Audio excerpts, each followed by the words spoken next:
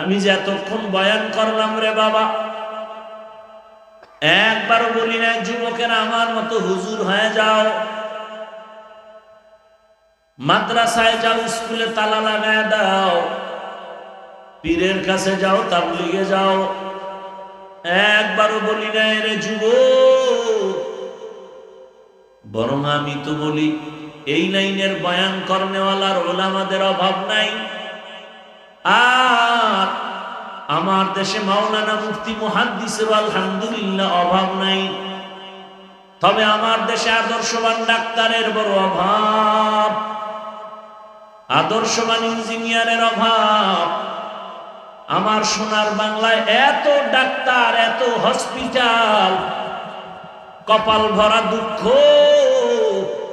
যে একটা মায়ের বাচ্চা সিজার হয়, প্রসব হয়, একটা হসপিটালও আজান দেওয়ার কোনো সিস্টেম নাই যে বাচ্চার ডান কানে আজানের আওয়াজ দিবে, বাম কানে ইকামতের আওয়াজ দিবে। এমনকি মুসলমানও এ কথা অনেকেই জানেই না। আছে জানা মতে আপনাদের কোন হসপিটালে বাংলাদেশে নাম দিয়েছে ইসলামী হসপিটাল, অথচ বাচ্চার কানে যে আজানে কামত দিতে হবে জানেই না। এটা ইসলামী হসপিটাল হলো কিভাবে? এজন্যই তো বলেছি আদর্শবান ডাক্তারের বড় অভাব। আমার দেশে আদর্শবান প্রফেসরের বড় অভাব। আমার দেশে আদর্শবান ওসি, ডিসি, এসপির বড় অভাব। আজ আমার দেশের থানা, জেলার ওসি, ডিসি, এসপি সব যদি 5 বেলার নামাজি হতো, কোরআনের বয়ান চলবে, এই জন্য কোন সুৎখরের পেছনে অনুমতির জন্য দৌড়াতে হতো না। কোরআনের বয়ান চলবে, এখানে অনুমতি কেন? এই পাবলিকের কারণে এই ঝামেলাগুলো বেশি হয়। ঈমান যে দুর্বল, এই জাতি যদি দাঁড়ায় যেত যে কোরআনের বয়ান চলবে, কোনো অনুমতি নাই, যে বন্ধ করতে আসবো নলা ছুটাই দিব, ওর চামড়া তুলে ফেলবো। আর বাবার ক্ষমতা আছে কোরআনের মাহফিলে বাধা দিবে,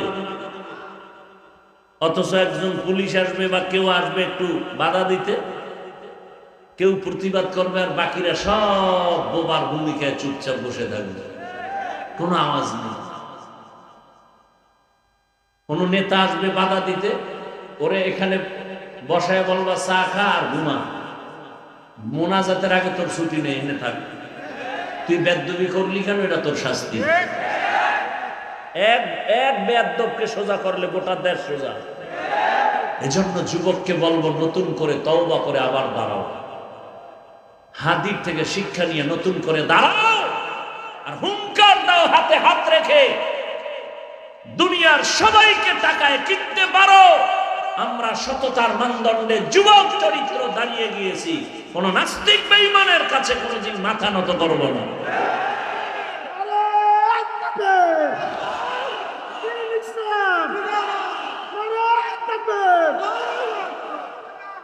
যুবক বাবারা,